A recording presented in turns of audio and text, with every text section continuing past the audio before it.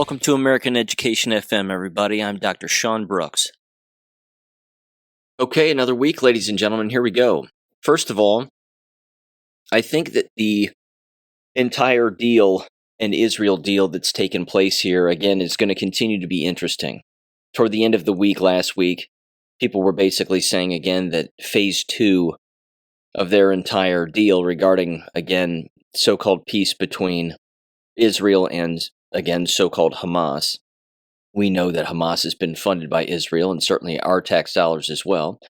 But even so, that phase 2 of this particular deal is allegedly going to be the tougher part of it, simply because it's going to have to do with disarming Hamas and disarming anybody who is claiming to be Palestinian or anybody who lives in Gaza. That would be an interesting situation to say the least, unless, of course, the entire deal has already been agreed to and everything has already been cut off at all the right points, and the right people, again, have been talked to, and the right, again, either bribes have been made or deals have been cut, or however you want to slice it up. I think the standalone sort of interesting point about all of it is that there's next to zero support for Netanyahu. And again, I continue to find this to be very, very fascinating.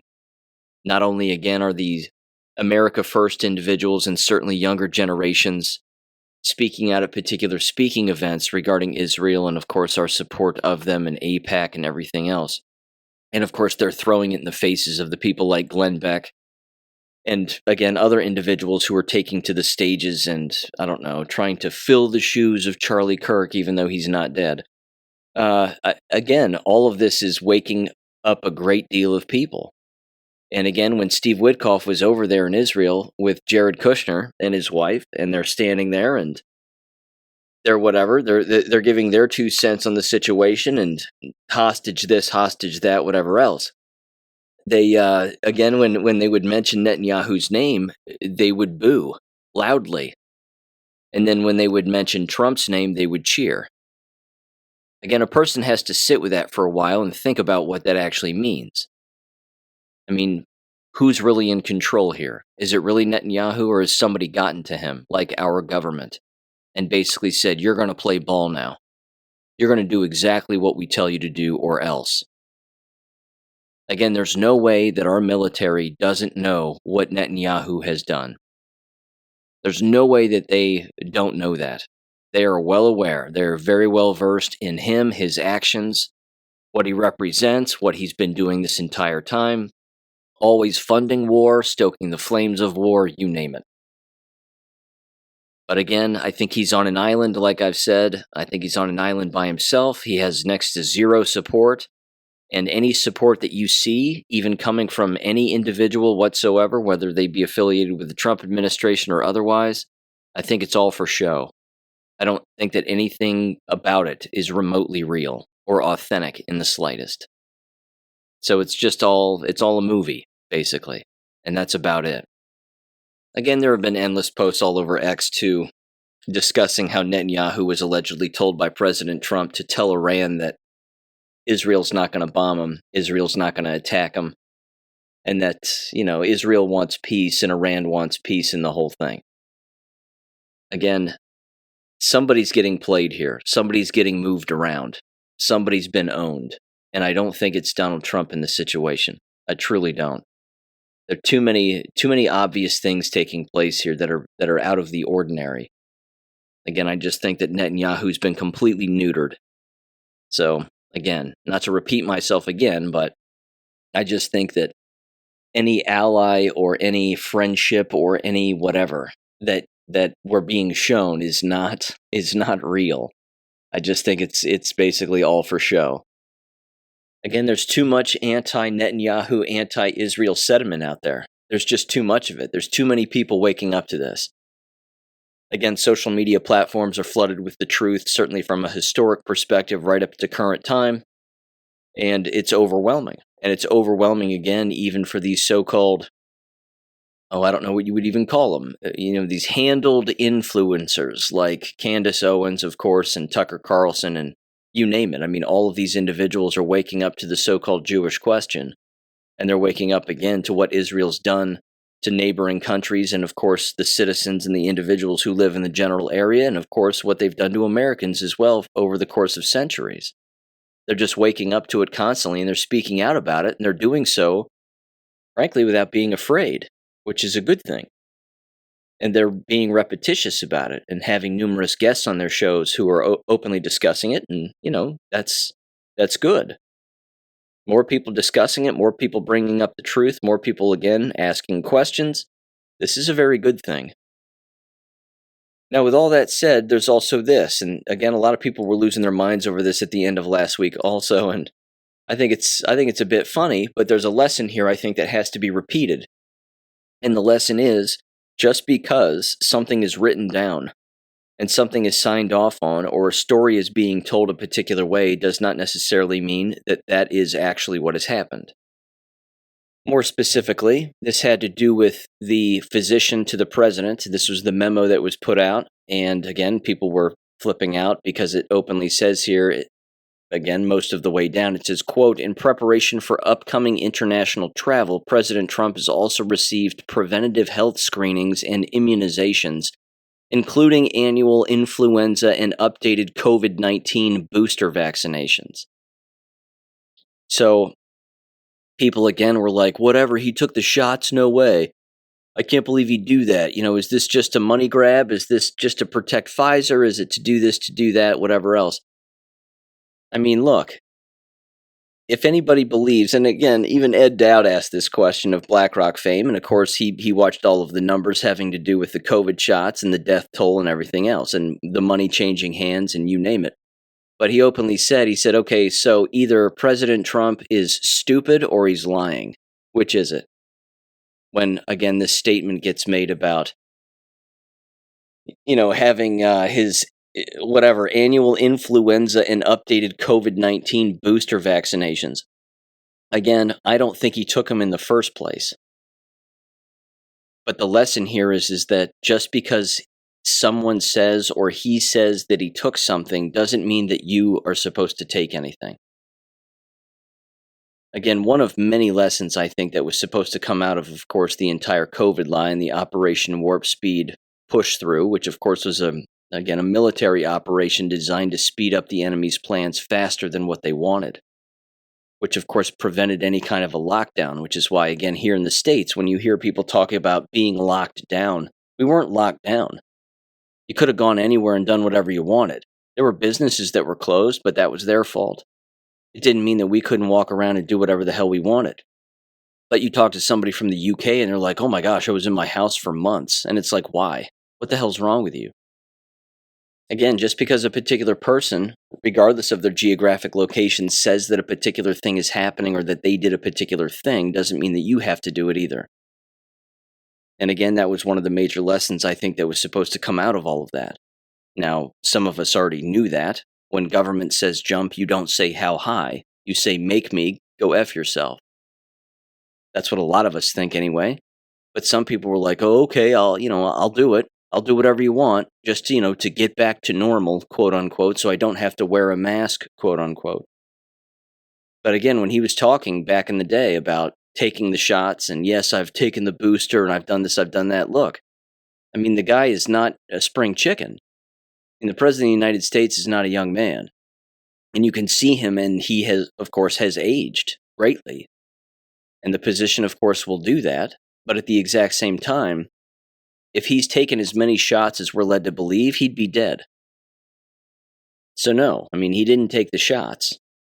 But again, people would then argue and ask the question, well, then why is he saying this? I think he's saying it for a variety of reasons. Number one, I think there's a little bit of trolling going on here, as if to say, again, he knows what these shots have been doing. I've played endless audio clips over the years of him openly describing how he's been, again, in private meetings with individuals, and then those individuals in those so-called private meetings will come out, even like John Rich, for example, of country music fame, discussing, again, how the shots are killing people, and he's in a room with Donald Trump discussing this and how these shots have to end. So again, it begs the question again, why on earth would he make a statement like this? Well, he's taking a great deal of money from Pfizer. I mean, it's billions of dollars, which is great.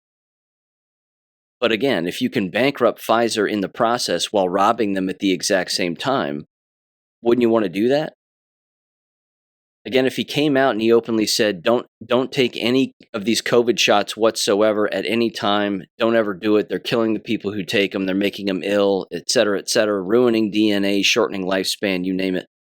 I mean, if he did all of that, which he's sort of theoretically already done, but I think what's happening is he's just showing everybody the dynamic in the game and the art of war that's getting played back and forth in the art of the deal. Again, he has no problem having a press conference where he's standing up at the microphone like he did a couple of weeks ago with RFK Jr. behind him and, of course, Dr. Oz and the head of the FDA and CDC and you name it, and all of these individuals, NIH, and I mean, they're all there. And he's openly saying, like, look, these shots are not helping people. I mean, all of these shots, all of these vaccinations. And then, of course, he has the mothers of autistic children come up and say a few words, same thing. But then he makes a statement like this. Again, it's both sides of the same coin, but he's trying to show everybody that there is a game that has to be played, that there are certain things that have to be said at particular times to satisfy particular people, but it doesn't mean that we have to follow it. It doesn't mean that we have to do it. I mean, no one's bowing down and saying, yes, leader, you are in good health, you are old, you are strong, still playing golf, and you took these shots, so I will do the same. I mean, there's no thinking behind any of that. But again, there is a game being played here, and it's a serious one. Of that I have no doubt. But again, if a stranger that you've never met jumps off of a cliff or says that they are going to jump off of a cliff or that they have jumped off of a cliff and survived, are you going to do it just to find out? I don't think so. Most people wouldn't. So again, when memos like this go out or particular things again are said a particular way, and then people argue about it, and then they say, well, how can he say that when just a couple of weeks ago he was saying that you shouldn't take shots or at the very least you should stretch them all out or whatever? Again, there's a game being played here. Why would he say that on one end and then on the next end take a flu shot and a COVID booster, quote unquote, at the exact same time, on the exact same day? He wouldn't, because he didn't. Again, it's like the Charlie Kirk spoon benders and all these individuals, again, who are, trying to figure out what happened to Charlie and who shot him and where did the shot come from and this, that, and the other. It's beyond ridiculous, rather than just arriving at the singular conclusion that it didn't happen. Take, for example, this. Let me bring this up real quick, too. Because this, again, I find this fascinating for a number of reasons, but it doesn't sit well with me because I don't think that this was any kind of an accident per se. I think that there was certainly more going on with this particular incident, but even so, this right here should also prove to people that the Charlie Kirk thing was completely fabricated. This is from WTOPnews.com, and this had to do with the explosion at the so-called explosives plant in Tennessee that's killed at least 18 people. First of all, during their press conference regarding all of this, the local sheriff and the local sheriff's deputy and whomever, Chris Davis, I believe, is the Humphreys County sheriff here. Again, they openly stated that they're going to be on the scene for days and days to come. Again, sifting through the material and looking at evidence and trying to determine exactly what took place and XYZ. Notice how they didn't do that with the Charlie Kirk event. I mean, they said action, the whole thing took place, and then they said cut, and then everybody just went home. And they repaved over the land, put an American flag there, and then they opened it up to the public for the public to just walk around and see what's going on. That's not what you do in a real crime scene. Again, the juxtaposition of those two events and those two separate events should show everybody that the Charlie Kirk thing is completely ridiculous. That entire event did not, again, occur the way that it occurred. Because, again, anybody, and you don't even have to have been in law enforcement or even remotely close to law enforcement to understand that that's not normal. This is what's so disappointing about, again, all of these accounts and all of these people on X who people follow and are continuously, again, looking into that particular event as if it actually happened, when clearly it did not. Again, the Tennessee situation is a crime scene, allegedly. But again, I'm not going to pretend to know all the ins and outs as to what went on there. But I will say this, and again, it was something that was tossed my way, but it had to do with that particular area being searched, I think, months prior, at least 100 plus times from accounts in Israel. So again, some people are alluding that it was actually an Israeli deep state attack, that something, again, was set off within that explosives factory or warehouse, again, which apparently is operated by our military, and then it exploded. I really don't know one way or another. I just find it interesting, again, that sort of this story shows up and then leaves without any further explanation. That usually means that it's kind of hinky and that something else is going on here. Again, it was a military installation, which is kind of important. Here's what this article said, though. It said, again, the blast leveled an explosives plant Friday in rural Tennessee, leaving behind a mass of twisted metal, burned out shells of cars, and at least 18 people missing and feared, dead authorities said. Quote, "There's nothing to describe, it's gone," Humphreys County Sheriff Chris Davis said of the blast site at the Accurate Energetic Systems, which supplies and researches explosives for the military. He said that it was one of the worst scenes that he'd ever seen, and especially gut-wrenching because he knows 3 families connected to the tragedy. Davis said multiple people were killed, but he declined to say how many, referring to the 18 missing as souls because officials were still speaking to the family. They've originally said that 19 people were missing, but the Emergency Management Agency updated the number Friday night after they said that one person was believed to be on site was found safe at home. It says a little further down in the article that the company has been awarded numerous military contracts, largely by the United States Army and Navy, to supply different types of munitions and explosives, according to public records. The products range from bulk explosives to landmines and small breaching charges, including C4. Again, unfortunately, the Gateway pundit striked it up to women, believe it or not. They basically said that the company was being run by women, and they were like, well, see, it's that simple. The place blew up because it was run by women. I mean, that's a bit extreme. I don't necessarily know about that. I just, again, I'm not saying that it would even be a very safe place to work. Clearly it wouldn't. I mean, you don't make your bed out of fireworks, but, going to work at a explosives plant probably, again, would be considered a bit high risk. But who's to say? I mean, again, it can certainly be very, very suspicious given, again, the location and what they were doing and a number of other things. But again, some people in some of these articles are just chalking it up to, well, the United States has a long history of explosive accidents and mines collapsing and Americans dying in horrific accidents when it comes to workplace environments and blah, blah, blah. Again, it's possible that it was a legit accident of some kind. It's also possible that, again, sort of given the, I would say, lack of media attention, so to speak, that there might be something else going on. I think time will tell, but maybe it won't. Who knows? It seems a bit strange to me. But I'm not saying, again, that explosive factories can't blow up. I think they certainly can.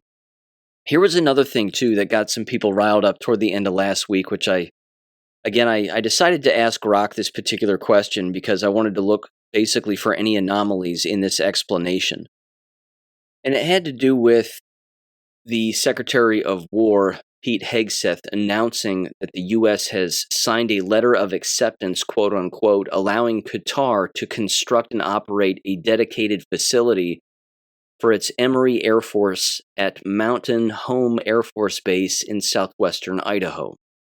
Again, a lot of people are upset about this, and they're not asking whether or not such things have already occurred in the past. And as it turns out, they have. In fact, in Qatar alone, we have at least 8,000 to 10,000 troops, U.S. troops in Qatar alone.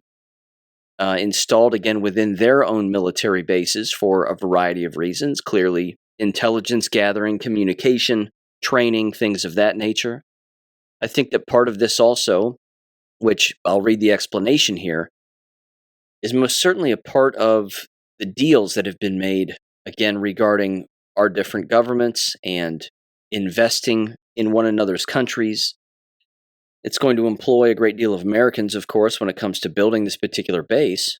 And yeah, I mean, I think that there's another reason too, which I'm going to get into it here in just a second. But here's what it says, again, just sort of expanding the explanation here. It says this facility will host a contingent of Qatari F-15 fighter jets and pilots who will train alongside U.S. forces. It says the project is funded by Qatar and built by U.S. contractors under American military supervision with the initial 10-year commitment.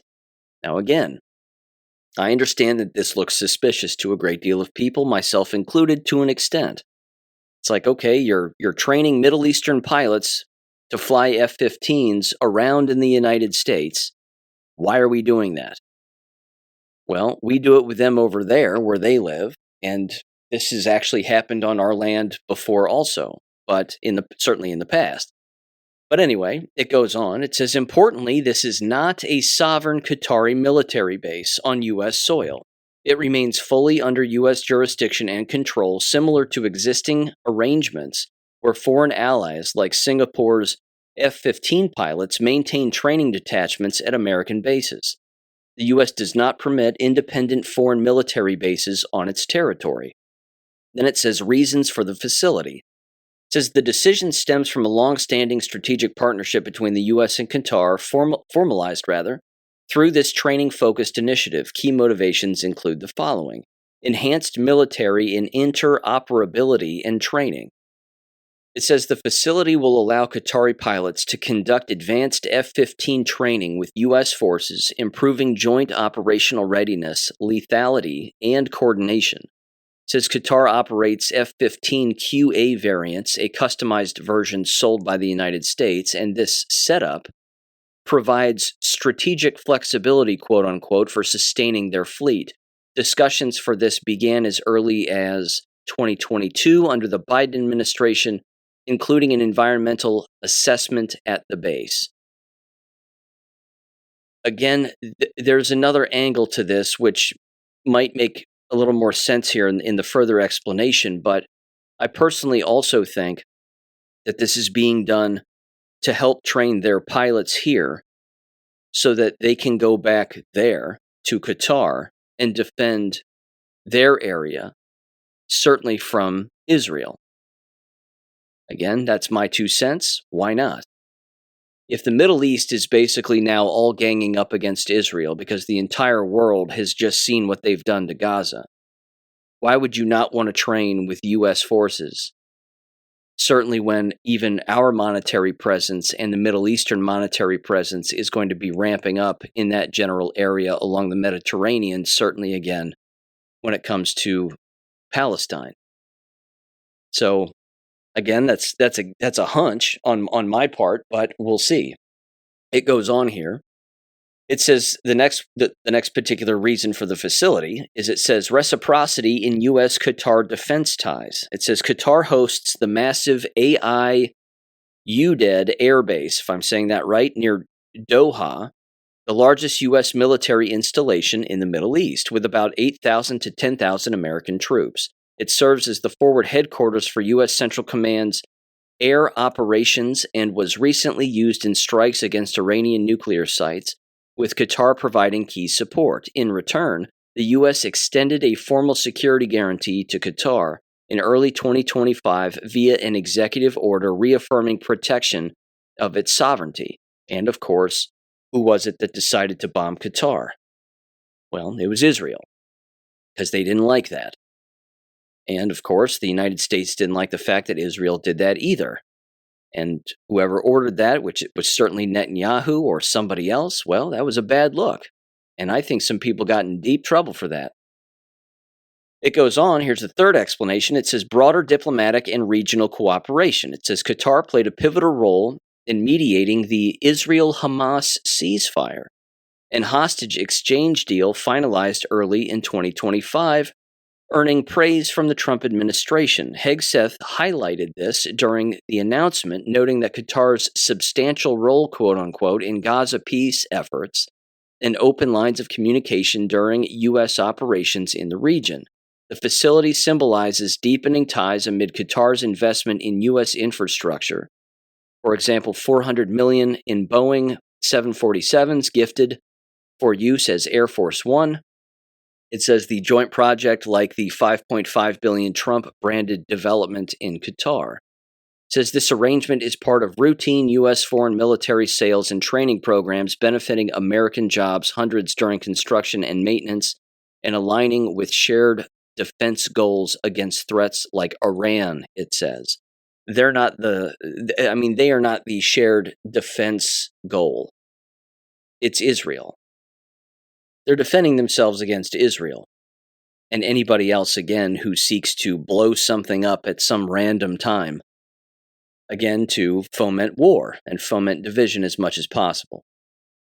Now, it wraps up with this explanation. It says controversy and backlash. It says the announcement has sparked outrage, particularly from Trump's MAGA base, who view it as a betrayal of America First principles. Critics like Laura Loomer, who no one cares about, accused the administration of allowing terror financing Muslims, quote unquote, a foothold on U.S. soil, citing Qatar's past ties to Hamas and the Muslim Brotherhood, despite its recent mediation role. Steve Bannon echoed this, stating that no foreign military presence should exist on sacred soil. Some, including former Obama aide Tommy Vietor, if I'm saying that right, pointed to Trump's 2017 criticism of Qatar as a terrorism funder for hypocrisy.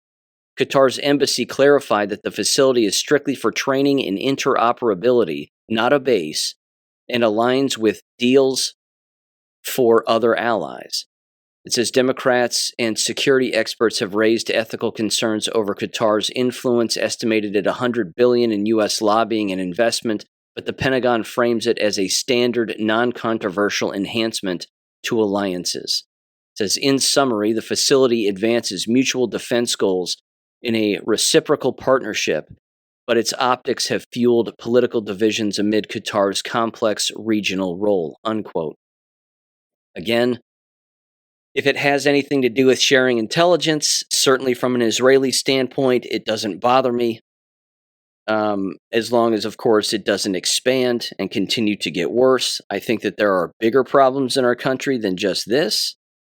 But again, it's not like the Qataris are going to be here forever. It's not like that base is going to be theirs. And it's not like, again, that it's just going to end up being filled up with Middle Eastern Muslims and they're going to become some new army here in the United States. I just don't see that happening. Again, it's completely against the law if that, of course, were to actually happen, but I don't see that happening. I think that there's something else going on here. Again, we have 8,000 to 10,000 troops over there, and most people probably didn't even know that. And I'm not saying that they should be over there. Again, I fully get it. I mean, I would like most of our troops to come home and, of course, not be in foreign countries. But, again, who's to say? Maybe they have to stay there. Maybe, again, there's important work being done. Again, intelligence gathering, communications, you name it. So I'm not going to pretend to be a military expert. I'm certainly not. But I'm not as panicked about it. Not to mention when Laura Loomer starts screaming about something, you should usually pause and take a pause and understand that she's a crackpot who claims to be Jewish when she's not. So, she's unhinged. We'll put it that way. Not to mention, Isaac Cappy called her out as being a Mossad spy. Same thing with Jack Posobiec and all these other individuals. Again, I don't trust them. So when they start shouting, that's usually an indication that you need to not necessarily, fall for it, I guess. Again, Posobiec and Loomer claim to be America First, quote unquote. But let's face it, if they're Mossad agents, then they are not America First, and we know who they are putting first. Again, it's not America. During the entire October 6th thing, it was Posobiec and Loomer, among endless others, who were screaming for all Palestinians to be slaughtered. Well, they were just parroting the mainstream narrative of what, again, certainly the Zionists were interested in. And then, of course, they're all coming out and calling themselves Zionist and 1,000 other things. So, I don't know. It's pathetic, but I don't think that this particular deal is a bad deal of any kind.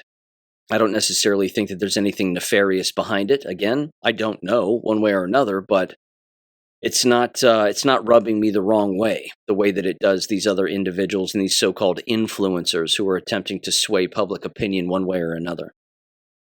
There is this, though, and this is interesting. Remember back in the day when Donald Trump won the second election in 2020, and then 2021 rolled around. And then, of course, the fake Biden administration was implanted, and then censorship and people losing accounts and a number of other things. As all of that was happening, of course, the one element that you could not criticize was Dominion voting systems. In fact, if anybody did, then their company would receive a letter from Dominion's lawyers basically saying, we're going to shut you down, we're going to sue you into oblivion, you're not going to be able to make any more money, you will not exist anymore, and that's the way that it is. Because, of course, that's what's supposed to happen in a free and open society, is that you're supposed to voice your opinions and then get sued into the ground. It's completely ridiculous, and it was ridiculous back then, but there were endless outlets that capitulated. Fox News was one of them. I remember the literary outlet American Thinker was another one. Again, they were publishing some articles where people were critical of Dominion voting machines and the entire company as a whole. And then again, American Thinker got a letter in the mail and Fox News got sued. And, that was basically it. And then they all had to put out statements. We will not criticize Dominion voting machines. We promise. We will not say anything else. You are the greatest. We are terrible. You are attractive. We are ugly. I mean, it was beyond embarrassing. But they all bent the knee to Dominion. Wouldn't you know it? Dominion's now been bought by a conservative.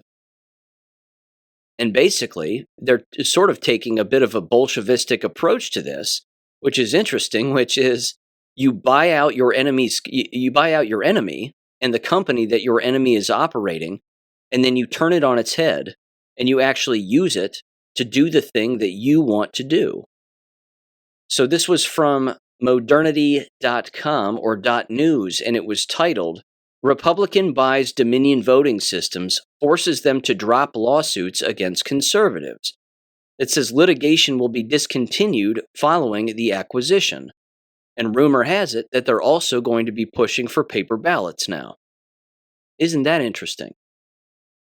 It says the following here, Dominion Voting Systems has been acquired by founder and chairman of Liberty Vote, Scott Liedendecker. There we go. In a deal which included dropping lawsuits against conservatives. Liedendecker, former GOP election reform advocate, has officially become the sole owner of Dominion after making the deal contingent on dropping several remaining lawsuits against prominent conservatives and One America News Network.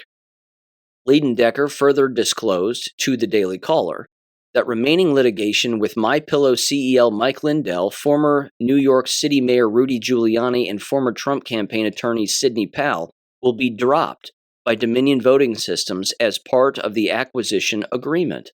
Dominion also filed a lawsuit against Herring Networks, which owns One American News Network, in August of 2021. The lawsuit remained unresolved, though Liedendecker further confirmed that future litigation will be discontinued following the acquisition. It says the Liberty Vote will be inheriting ongoing litigation with former Overstock.com CEO Patrick Byrne, the Daily Caller has learned. It says the acquisition makes Dominion a fully American-owned company, a shift Liedendecker says is designed to strengthen public confidence, enhance transparency, and rebuild trust in the integrity of U.S. elections. It says, quote, every legacy system is under review. Liberty Vote will be 100% America-owned, American-built, and independently audited. We won't ask for trust, we'll earn it and prove it, unquote, Liedendecker told the Caller in a statement. It says the election technology company is being marketed to champion reforms aimed at ensuring every American's vote is secure and accurately counted, according to a press release. Again, I don't think this is a bad thing in the slightest. And again, if they can push for paper ballots, and then they are the ones that make the paper ballots with the necessary watermarks, which we know that this is exactly what President Trump has wanted and has been yelling about for a very long time. And then, of course, they create the counting machines that count those paper ballots with those necessary pen marks and watermarks on them. Well, again, if it's America owned, and it's owned by the right people, and it's independently audited by the right people, then there goes digital voting. It's gone. It's done away with. Mission accomplished. This is pretty neat. Again, they were taking the company and they had, of course, weaponized it against individuals who were criticizing them for the way that it was being run because, of course, they know what they were doing. Dominion knows exactly what they were doing. And so does the U.S. military. Again, if anybody believes that the U.S. military wasn't following all of this in 2020, and again, in an effort to later acquire it, and basically bring in the Dominion CEOs and all the board members and whatever else and sit them down, and then have dudes in fatigues and uniforms walk into the room and surround the board table and look at all of them and say, okay, we know what you've been doing. And there isn't a lawyer that's going to get your ass out of this one. So here's what you're going to do. You're going to sell this stupid little company to us, and now we own it. And now we're going to run it. And the rest of you, of course, won't go to jail. Or maybe you will, but people won't find out about it. Maybe we'll execute you, and people just won't learn. They won't find out that you've been executed by the military because they didn't know your names in the first place, and they're not going to know you if you're dead. So who knows? Maybe that's happening also. Who's to say? But either way, Dominion is basically done now. Certainly based on the old way that we once knew them. Again, they were a criminal organization. And me even saying that back in 2021 would have gotten this show shut down. But again, this is a very, very good thing. There's one more thing to point out with this too, and again, it's just a reminder. When something like this hits the news, in particular a major company or even a name of an individual, specifically in this case Dominion, if you get on the Q board and you type in Dominion, one post shows up. It's post 4963 on November 18th of 2022. And here's what it says. Runbeck, which of course was one of the companies that helped facilitate all of this and the voting systems and everything else. Then it says Dominion. It says SOS offices, investigators, researchers, whistleblowers, patriots in trusted positions. Trust yourself. You have seen the truth. Time to show the world. Focus, focus, capital letters, ascension, Q. What we're being told and what we were being told back then was that companies like this had been infiltrated by good people. Again, whether they be military or directly tied to military or what have you. But undercover agents, so to speak, infiltrated these companies and then started to gather information and then share that information with the necessary military parties to basically say, here's what they're doing. Here's what they've told us to do. Here's how their systems are built. This is how they can engage, again, in fraud, steal elections, you name it. Again, we were being told this back then. And one of the first moments, of course, voter fraud has existed since the beginning of time. I mean, it dates back to just voting in general. But certainly in the year of 2018, again, Trump's first midterm election that took place, where a great deal of representatives and senators were running for office. Again, with all of the success of the first year, 2 years of the Trump administration from 2017 through 2018, why is it that all of these Democrats were winning all of these House seats? Why was that happening? Was that real or was that voter fraud? Well, it was voter fraud.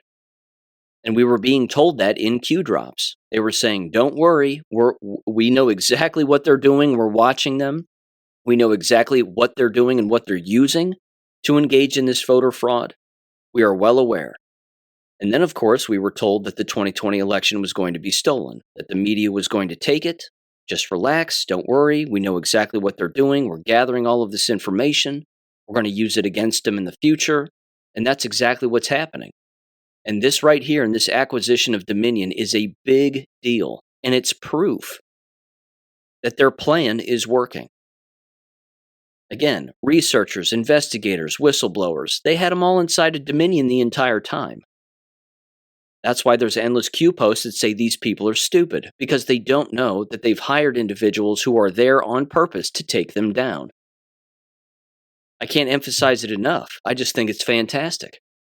Think of all of the other individuals now, again, and companies that are going to start falling by the wayside because good people have been working in or around these companies or individuals, and they have the goods on all of them. Actually leads me to this. This is a Great Awakening post that ties right in.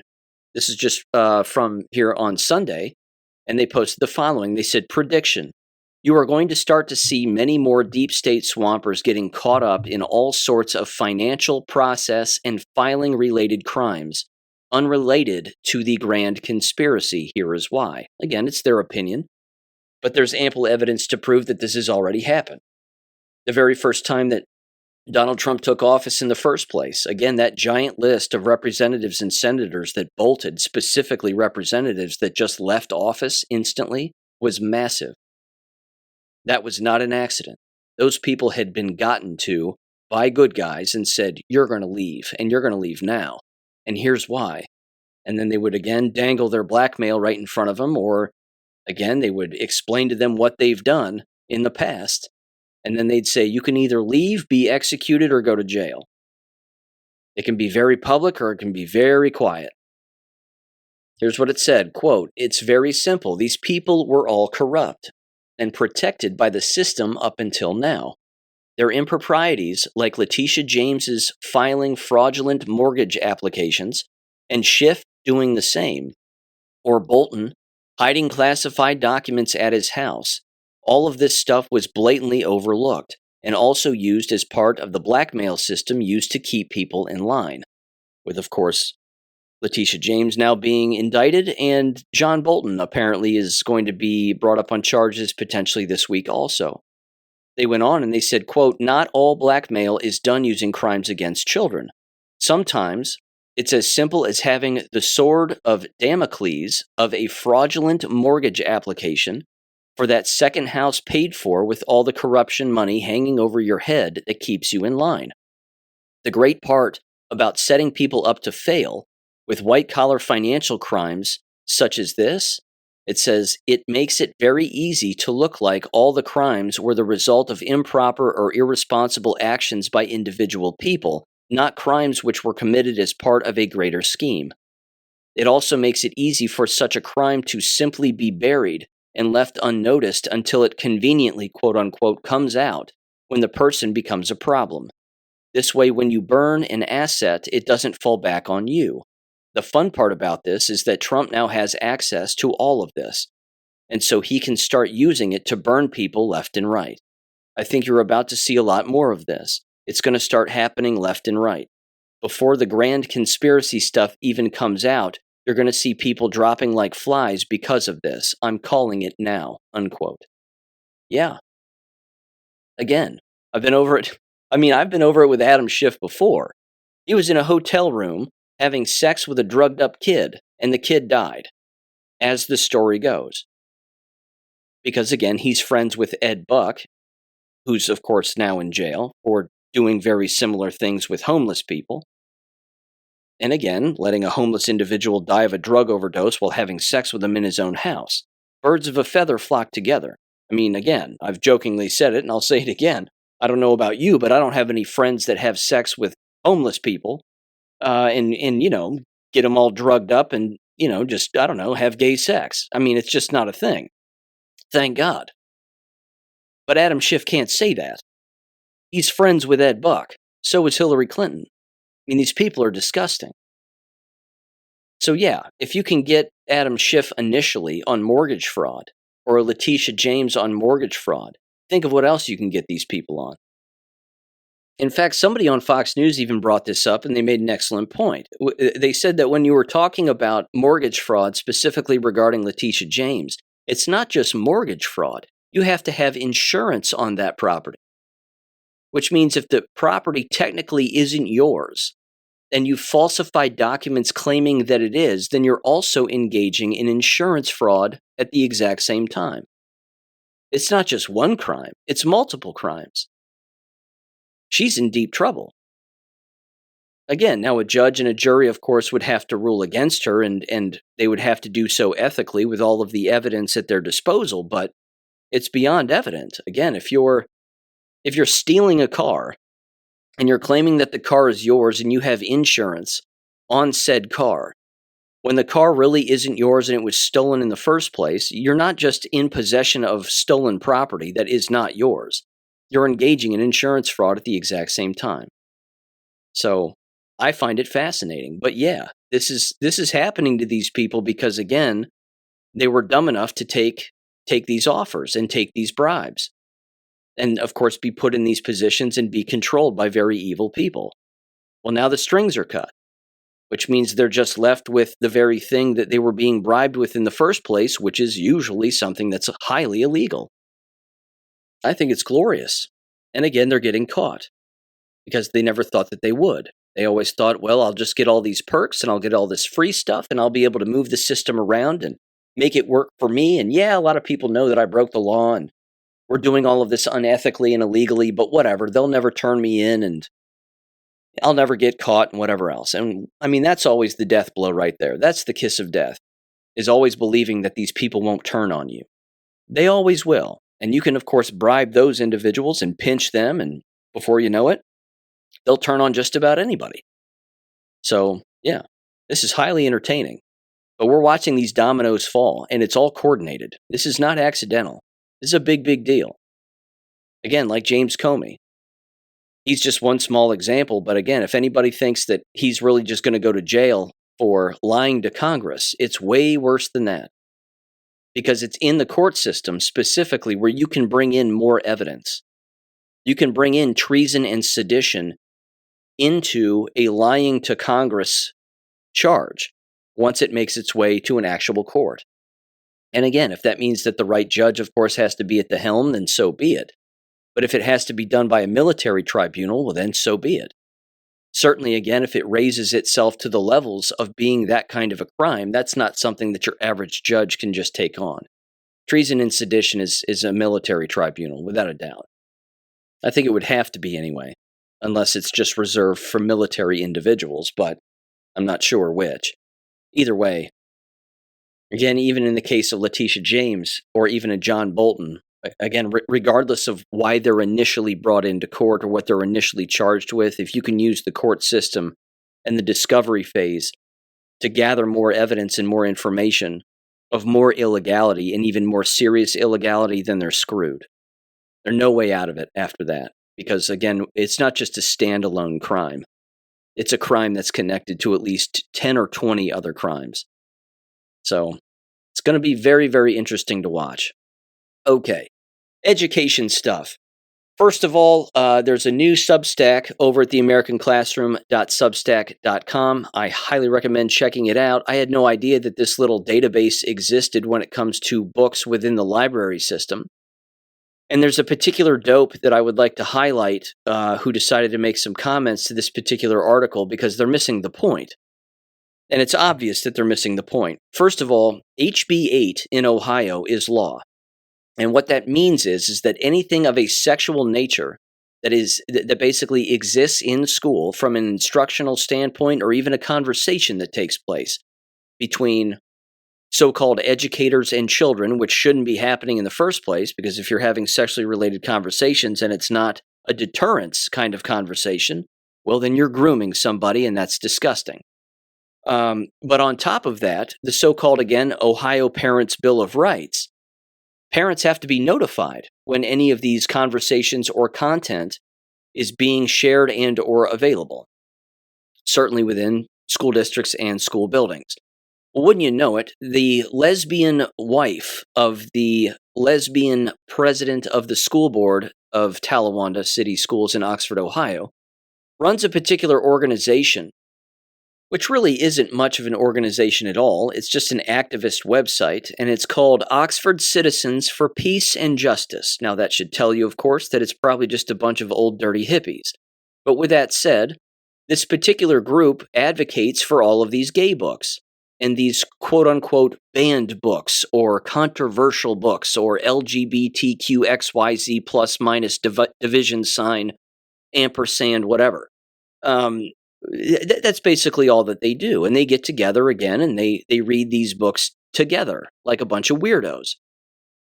It shouldn't shock anybody, of course, that the school district then would advocate for these kinds of books.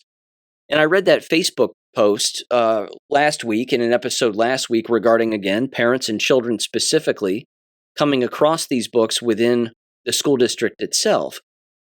But again, I just want to read a particular portion here of HB 8 because this is very clear.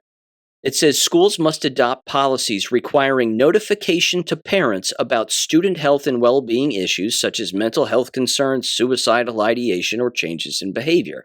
They can't keep that stuff a secret. It also goes on, it says administrators and staff are required to report perceived issues related to a student's sexuality or gender identity to parents. Not keeping it a secret, of course, which has drawn comparisons to Florida's Don't Say Gay law.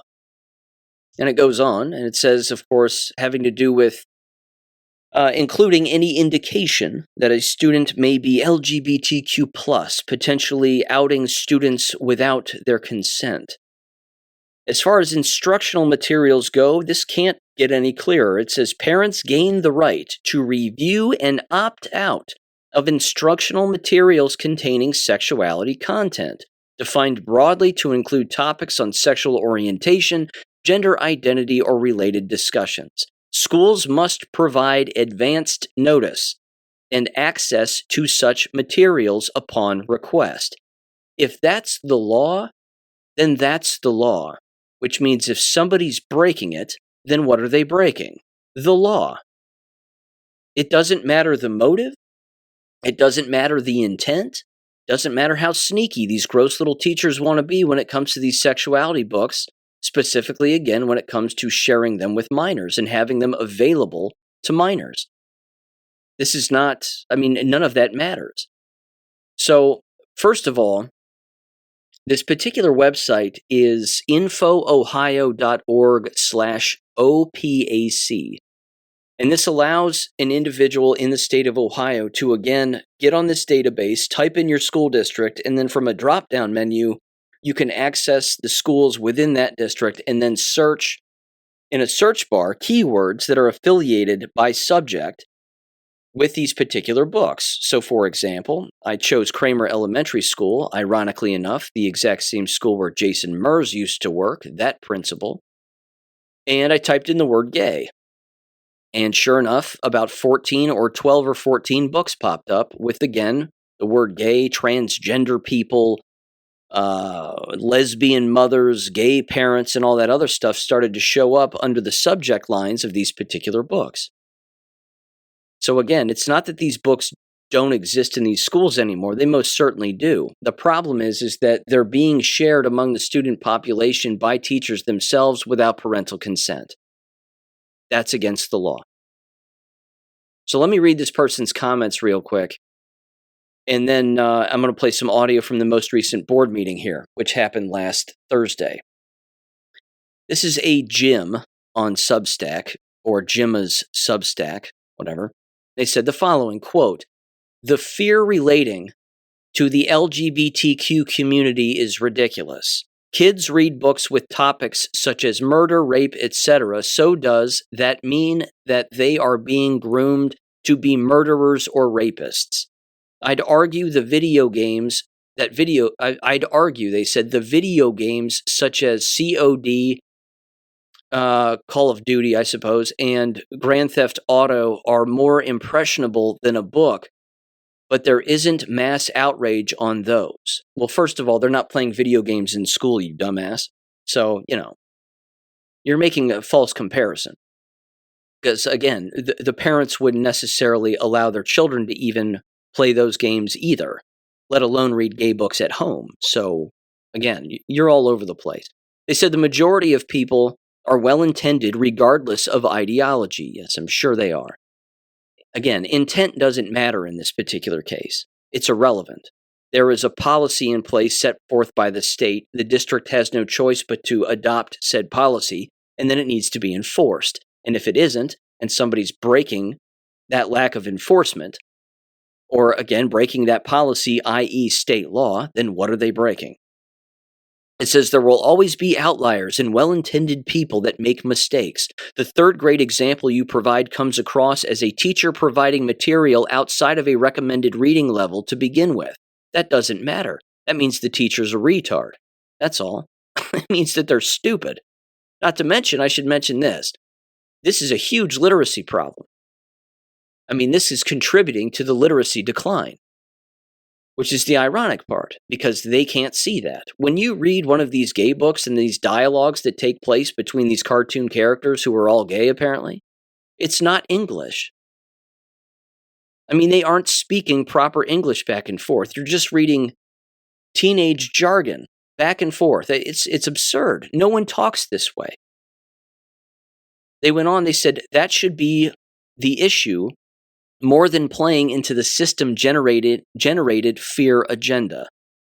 Complete sentences are hard for this person. They said people get so up in arms about books in school when a half hour in front of a screen will make far more of an impression on children, unquote. I don't doubt that aspect. Yeah, screen time is a problem. I think everybody agrees with that. Hell, this person probably thinks even that Charlie Kirk is dead. So think of that screen time impression right there. I replied, and I said, apparently you skipped over the part where the law was blatantly broken. They replied, they said, blatant, to me, would be intentional. There isn't anything provided that indicates the teacher's intent was to violate the law. Well, if they didn't provide parental notification before offering the book, or making the book available in their classroom, which is the bigger problem, because that's happening also, and the parents don't know that that book is available in the classroom itself, the parents are supposed to know that, i.e., breaking the law. They said, as for the principal, I don't see anything in HB 8 that restricts the content inside a school library. It seems the law focuses more on what is instructed inside a classroom. It's both. There is a hate agenda on the LGBTQ community purposefully being pushed by our system. I'm not a fan of adding to that. Well, too bad for you. They said, I'd rather you focus on a topic such as Epstein being a trustee for the Institute of International Education along with Kissinger. You can search UN docs for that and think that is an item needing discussion. Well, you have your own Substack. Write about what you want, and I'll write about what I want. How about that?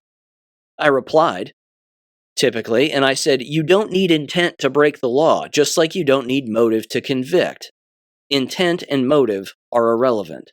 They replied, and they said, you're giving this a higher level of severity since you've fallen for the LGBTQ hate psyop. No, it's not a psyop. I just don't like them. Never have. That's not a psychological operation. That's just legit. I don't like gay books, and I don't like what gays do. Period. It says the teacher did not break the law.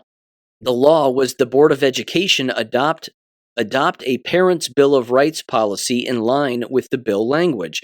It seems the Board of Education did adopt the policy, so any concerns on the teacher's actions should be handled through the protocol in the policy. Bus drivers that go over the speed limit are more in violation of the law than the teacher in this instance, unquote.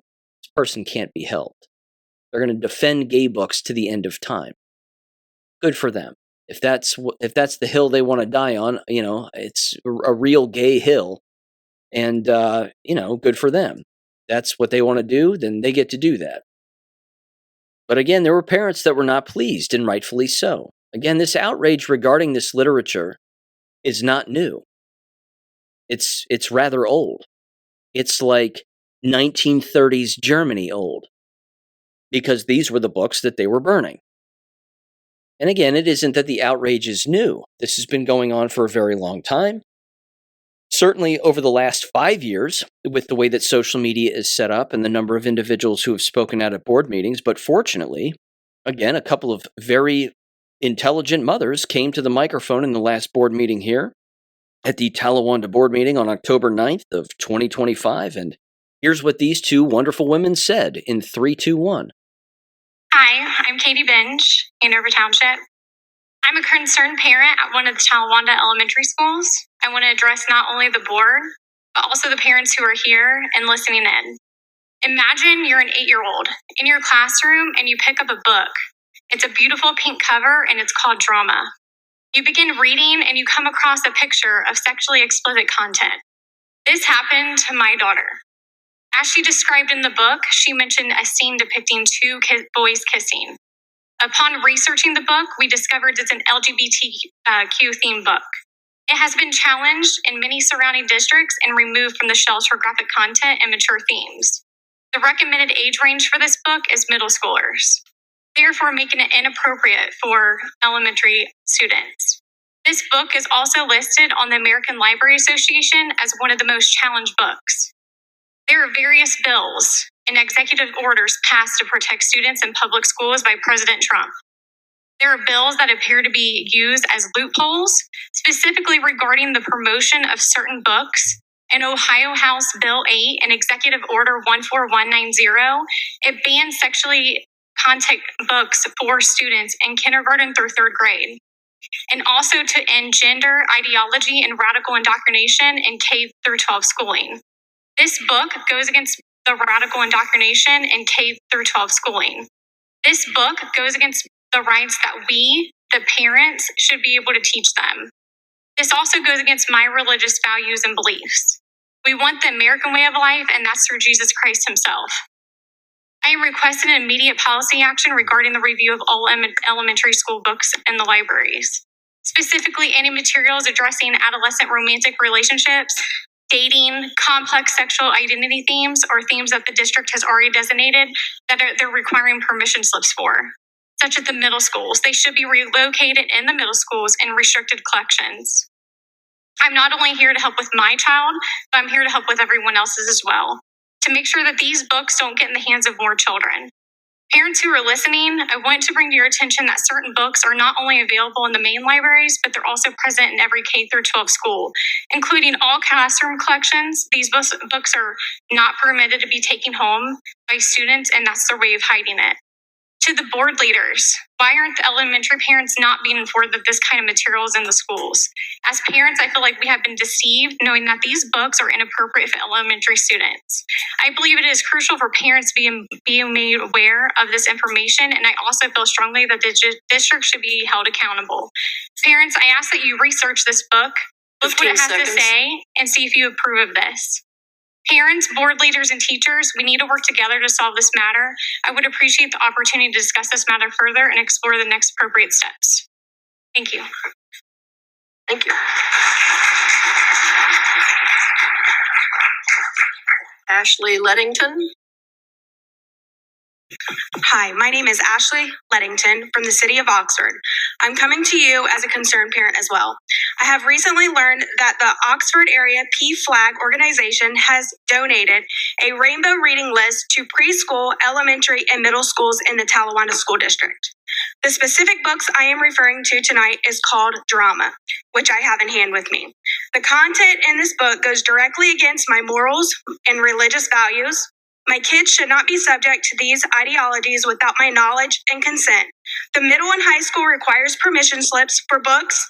The elementary schools should be no different when it comes to teaching my children. This book, Drama, is disguised to look like a normal comic book, and it is not.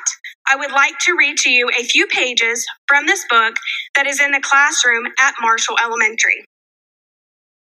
First, I will outline the book for you. This book is considered a drama book. Two male characters come out as gay, and another wonder whether he might be bisexual. This book is in Marshall's elementary classrooms. So from the book it says, okay, so does anybody else know? Does your brother know? Jesse, the first person I've ever told. Is he gay too? No, good to know. Okay. Anyways, come on. Has he ever had a girlfriend? I don't think so. Maybe he's just a late bloomer. He wouldn't hang around with you so much if he didn't like you. Okay, maybe he's... No, never mind. What, gay? When you say he's cute, do you mean like I like boys? Yeah. Oh, huh. Is that cool? Is it okay that I told you? It's cool. I guess I was never really sure and anyone I knew was actually, gay. You can say it. I don't mind. This book is in hand with me tonight if anyone would like to check it out or look at it. You can also see that there is pictures and graphics in it to show two male figures kissing in it, and dressed up also in men dressing as women. I would also like the parents here within the district to be aware that these books are in all of Talawanda schools and classrooms, libraries, and the main school library as well. So who knows how many children have been in contact with it without parents being aware. Thank you. Thank you. It's elementary school. Elementary school. And like she said, it's in all of the schools, regardless of age and grade. It's called sexual grooming. That's it. It comes in many forms. You might be felt up by a business teacher one day, molested by a principal another, or it might just be some poorly written, non-English literary comic book that talks about gays and normalizing that kind of behavior in the effort of confusing minors and normalizing those perversions. So no, it's not okay. It isn't. And no one has to tolerate it. And that's the important takeaway, I think. It always has to be the takeaway. You don't have to tolerate any of that shit. None of it. You don't have to agree with it. You don't have to just go along with it. Well, it's their business and it's what they do. No. I don't have to approve of any of it, just like they get to not approve of anything that I say or do. Good for those parents. Again, a rising tide lifts all ships here. Those two mothers and those two women right there, they've never spoken at a board meeting to my knowledge ever before. I've never seen them before. In fact, I was so skeptical of them coming up to the microphone, I thought to myself, uh-oh, here come a couple of teachers who are actually going to defend these gay books. Watch out. And then they started speaking, and I went, here we go. Never mind. I was wrong. They're actually coming out against it, and good for them. Again, policies are being broken. State law is being violated. People have to be held accountable. The books have to be gotten rid of. It's not complicated. But like I've said before, you have to do a library audit. You have to go through these schools and remove these books. And that's a board policy. You have to get the majority on the board. They make a motion. There's a second. There's a discussion. It's not a violation of civil rights or the First Amendment. That's not what it is. Again, these sexual groomers use secrecy and they use sneaky behavior to place these books because they know that some minor is going to stumble across it. And if they read it and it confuses them or they're corrupted by it in the end, then as far as the sexual groomer is concerned, they've won. That's a victory for them. It's an even bigger victory, of course, if you have a school board or a president or their wife or, again, other school teachers and administrators that are not against having these books available to minors. But you heard her, again, read the dialogue. Does that sound like proper English in the slightest? Again, no wonder these kids can't read. No wonder they can't write and spell. No wonder they can't speak English properly. If that's nonsense gay comic book dialogue that they're reading, no one speaks that way. It's improper. Again, you're not going to find the McGuffey readers in any of these classrooms. You're not going to find them in the library because that's proper English. You can take a person who is illiterate and get them to read, write, and comprehend and spell correctly by using the McGuffey readers in 2 weeks. It's not tough. So not only, again, do those perversions decrease literacy and increase sexual grooming and, of course, normalize all that nonsense, which, of course, you don't have to allow its normalization. You can scream from the mountaintops that it's stupid, disgusting, and it needs to be done away with. But there's something here, again, that Cicely Hellickson sent my way. This is from Wall Street Apes over on X, and it has to do with what's called equitable grading. Now, this also is, unfortunately, not new. this dates back even long before I taught school, and it was certainly around when I taught school. And this has to do, again, with dumbing down the system so that the individuals, specifically, again, the teachers and the students themselves, all of the participants within this indoctrination system called American education, basically have endless excuses as to why they can perform poorly. And then, of course, as a result of performing poorly, you manipulate the system in an effort to make it look like they're not performing as badly as they actually are. But you're not really fooling anybody. You're just, again, manipulating the system and then creating new parameters that are weaker and dumber so that more people, again, allegedly are passing. Here's what it says. It says 52% of American schools and districts have begun rolling out a new program called Equitable grading. Again, this is not new. It says the following here. Equitable grading means American students will have the following: unlimited test retakes, no zeros for missing work, no homework. Homework is excluded from final grades, it says. It says no late penalties and no required participation. Again, not new. When I taught in the early 2000s, and I basically just want to go through this kind of one thing at a time. First of all, there were no unlimited test retakes, but there would be some teachers, again, who would allow students to go back and retake a test, in particular if they super failed. They got almost every question wrong. They would look at them and say, look, you can do better. I'm going to ask you slightly different questions. It's not going to be the same test, but you can take this again and potentially improve your grade. There were, again, teachers who would do that. I was not one of them, but there were teachers who would. The business of no zeros for missing work, this was something, again, that did roll out and certainly existed when I taught school, where, again, if a student didn't turn something in, then you would give them a 0. Well, that's a 0 out of a possible 100%, which is below an F. So, again, if they turned in something and they got 100 out of 100 that was of equal value, then, of course, that average becomes a 50, which means after 2 assignments, your average is, of course, now a 50%. You're still failing, but at the very least, you have, a 50% as opposed to a 0%. This, again, was allowing individuals to not be below a 50%, and you couldn't grade anybody below a 50%. This, unfortunately, again, was something that rolled out.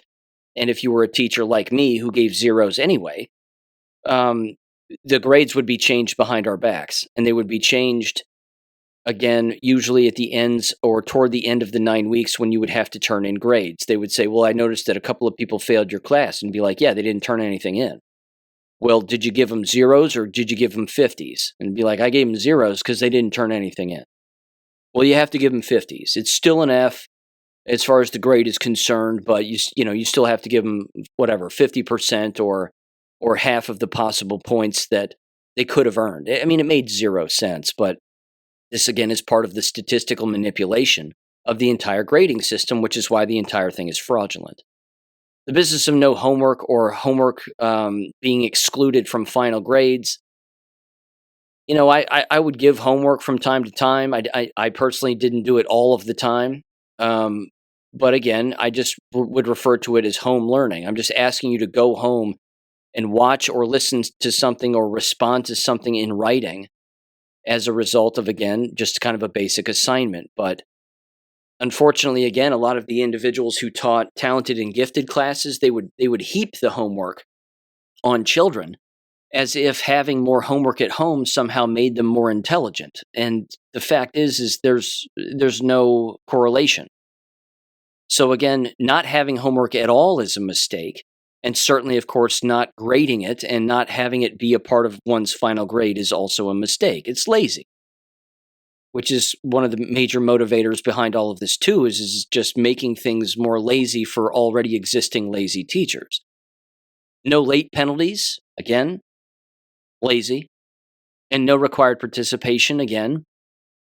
If the Prussian education system is designed to teach people to be effective at a workplace when they become an adult, this is a bad way of setting them up for the working environment. It's basically saying, like, you can make unlimited mistakes. Don't worry about it. We'll give you endless opportunities to correct your error. When in fact, in the American working environment, if you screw up, you get fired, by and large. It's typically what happens. But this explanation goes on.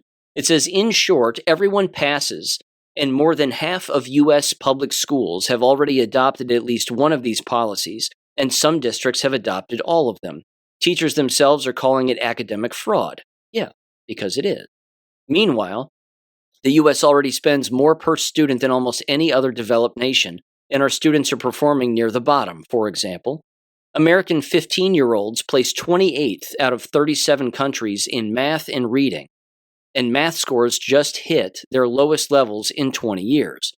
In some districts, over 50% of middle school students are already 3 or more grade levels behind, yet they're still being pushed through the system.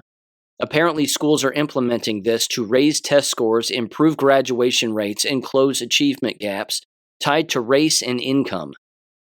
This is the classroom version of handing out participation trophies to every kid on the field, and it's not just lowering the bar, it's destroying it. It goes on here and wraps up. It says 52%. That is school districts, the number of school districts using at least one equitable grading policy, for example, no zeros, retakes, or late work leniency. 34% are using 2 to 3 equitable grading policies, and 6% of school districts are using 4+ equitable grading policies, or the full package implementation. It says higher adoption of equitable grading in middle schools, for example, 55% in majority-minority middle schools and urban district-wide settings, unquote. Correct. Again, if I were a Black American, I would be pissed, because they're looking at them as an education system, as a teachers' union, as a profession, quote-unquote, and they're saying, if you are a minority or of darker skin, then you are dumber. Therefore, we're creating this system for you. We're being equitable, as they'd like to say. How about you just teach them the truth?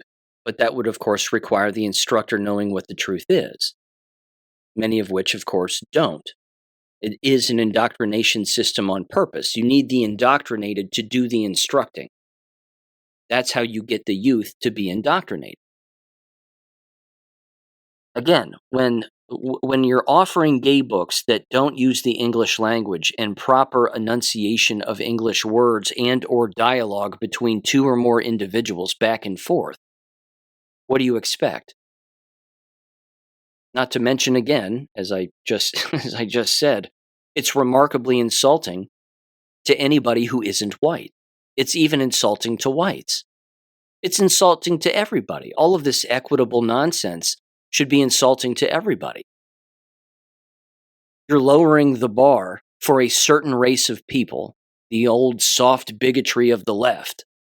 You're raising it, you're lowering the bar for minorities in an effort to make it look like that they are achieving at the standard of, say, white or Asian individuals, when really you're just spitting in everybody's face and saying that it's raining. I think it's disgusting, but again, until policies change and board policies change and the right people get on these boards, don't expect anything to change for the better, because it won't. I mean, these people will double down on stupid, and nobody doubles down on stupid like the American education system. Case in point, some audio here. I picked this up from Teachers Quitting on Telegram. I recommend giving them a follow. They don't post a ton of stuff, but when they do post, it's very valuable. It takes you over to a YouTube channel titled A Homestead Journey, and they have a 30-minute video here titled Teachers Are Done, America's Moral Decline No One Wants to Talk About. And it's educators taking to social media and describing their experiences, and it's pretty typical. I'm going to play some of these individuals, give them a listen here in 3, 2, 1. I'm a high school teacher. It is 4 weeks into the school year with students, and I am at my limit already. I am at my limit with being talked to and demanded at so disrespectfully, interrupted constantly, repeating myself countless times. this year feels worse. This year feels worse than the last 5 years I've taught. I don't know if anyone else feels that way, but I feel like I've seen so many teachers make videos where we are all ringing the alarm saying, this is bad. This year is not good. It's not good. We are struggling, and not a lot of us are going to last if this continues, because I think there's a reckoning of teachers realizing like, I actually don't deserve to be treated like and then every day wipe that slate clean and start on over as if it didn't happen. I teach high schoolers. I see it from videos of elementary school teachers and middle school teachers. I don't know when, as a society, we're going to wake up and say, our system is failing. Our students don't have basic respect or human decency. Teachers are done. I had a student that told me, what you gonna do about it? Really? So I was ignoring them because we were out at tennis and he was banging his racket. And so I told him he had to sit down. He lost 5 minutes of tennis. And he was like, I don't care. I don't have to listen to you. I'm not gonna do it. What you gonna do about it? So then he was in my space. So I said, I need you to back up. What you gonna do? What am I gonna do? What are you gonna do? I don't know how to handle it. They say ignore negative behavior. So I was ignoring negative behavior, but he wanted a reaction. But now my anxiety is a little high and my nerves are a little fried, but he wanted a reaction. I was trying not to give him one. Well, guys, I made it a week and I asked to put my resignation in. I've been dealing with so many health problems due to stress, at least the last 2 years. And I was hoping that being at a new school would change that. And day 3, I was in urgent care because I thought, doesn't matter what I thought, but it all came down to chronic stress. And I walked in the next day and said, I cannot do this anymore. And, you know, one of the questions people ask me is, why are teachers quitting so much? I'm going to tell you my experience. And this might not be everybody's experience, but for me, I am in fight or flight mode all day long. And I really don't know what would change it. I guess just the caseload. It's so much pressure in so many different areas. It's hard to explain to people that aren't in it. Like, it's not the kids, at least at my school. For some, it's different. At this school, it's not the kids, it's not the parents. It's the workload. I narrowed it down to 2 choices. I said, okay, number 1, I either need to make peace with working 50 to 60 hours and I need to go get some antidepressants. Option number 2 is make peace with quitting and trying something new. And that's what I decided.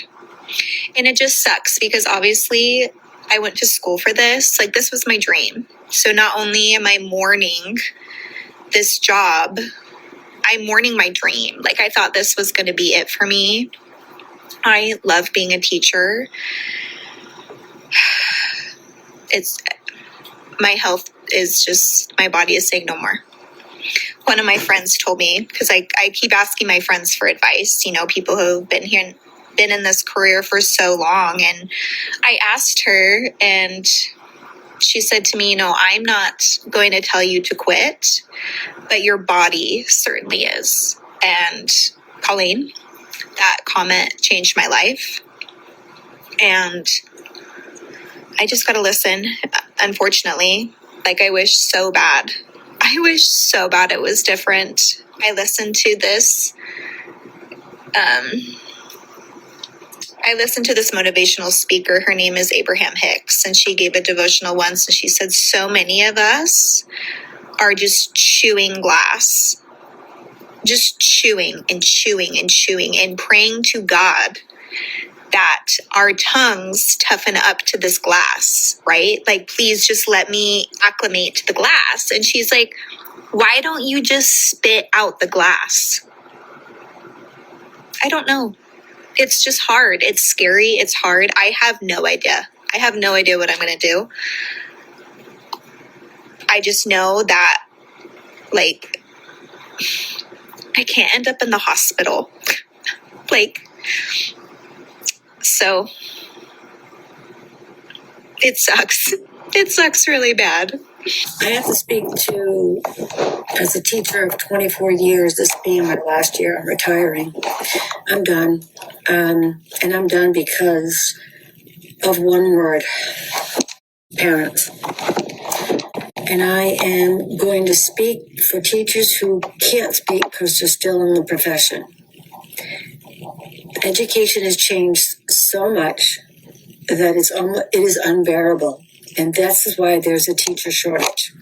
I have seen education change in 24 years, and it hasn't changed for the better. And a lot of it has to do with parenting or lack thereof.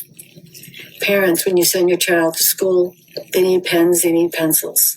If they don't have them, please ask me or ask the school. Parents, when you send your children to school, yes, they do need their books. Yes, they do need a notebook.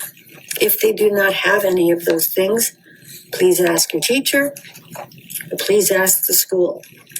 Bottom line is this: teachers are not just teachers. The amount of time that I spend teaching is, let's see, if I'm lucky, maybe 20 minutes within a class period. There's so much other stuff going on every minute, every second of the class period. It starts off as soon as the kids come in the room. There's always self-regulation that I have to do. There's always redirections that I have to do. There's always repeating the same information, even though it's written on the overhead, even though it's clearly spelled as clear as it can be in the written language. Step 1, step 2, step 3, step 4. And even after I ask for clarifying questions, which I don't get any, there are kids who are constantly coming in late, which disrupts the classroom. The phone is ringing because a child needs to go to see the counselor because they are dealing with whatever issues. I get that, and I understand it happens. There are interruptions because a child is leaving because the parents are taking the child out of school to go somewhere. There are interruptions in the day because I have to fill out an independent contract for a child who's going away for a month to Italy or to India. So that means I have to make special lesson plans for that child, which they don't do, by the way.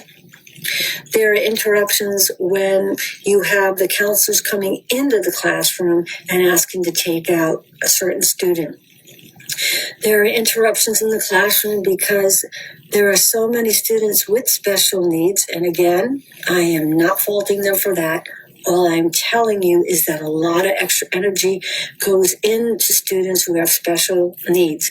And I'm the only person in the room. There isn't a teacher's aide. There isn't another special ed person in here with me. And I have 33 to 34 students. The interruptions are insurmountable. So trying to teach is virtually impossible. We as teachers have become babysitters. And all we do is we're putting out fires every 2 to 3 minutes. And that's not an over-exaggeration. That is the truth. So, that and many other reasons, I'm retiring after 24 years. I have had it. I can no longer deal with the new type of parent and the new type of child that is a product of the parent that I am trying to teach. Many of these kids do not care. And they don't care because their parents don't care. And if their parents care, then I guess I would see kids that care. But I don't. So teaching has become a dying profession. I, for one, have 24 years of experience, and I am leaving. I plan to stay for another, 10 years. Not doing it anymore. Nope. So another experienced teacher bites the dust. It goes on. I'll leave it there. I think you get the point. The business is consistently inconsistent, and it is consistent in all of the wrong ways and all of the ways that it should not be consistent, if that makes any sense. Again, it is a system that has not changed with society in the slightest. It's constantly, again, trying to pick up mercury with a fork all of the time. The policies ever changing, the methods of instruction are ever changing. They're not getting back to the basics in the slightest, which is why no one knows the basics. Therein lies the problem. Reading, writing, arithmetic, again, the basics. Long addition, long subtraction, these are not things that are taught. There's all these goofy methods, and then the next year the method changes to becoming even more goofy than the first method. And yeah, it's not just burnout, because that's such a cliche phrase that gets used all of the time. It's worse than that. It's depression. Depression sets in among a great deal of these individuals. As I've been over before, the profession is filled with unhealthy people. They're on drugs, they're alcoholics, they're overweight, they don't take care of themselves. The list is endless. And like the female teacher was describing, again, going to the hospital. Again, the profession does kill people. It makes them miserable. It makes them remarkably unhealthy. And again, when you have a business with no accountability, well, the individuals within think that they, of course, can get away with anything. And that's one of the major problems as well. So yeah, it is a failing profession. It is a failing system. It will cease to exist, certainly in the way that we know it. There is no improving it. Again, a lot of these are just patch jobs, like Ohio Bill HB 8. I mean, it's a good move, but it's a patch job. And it's not going to solve the larger underlying problems. The profession, again, will only be left for the physically handicapped and the mentally disabled.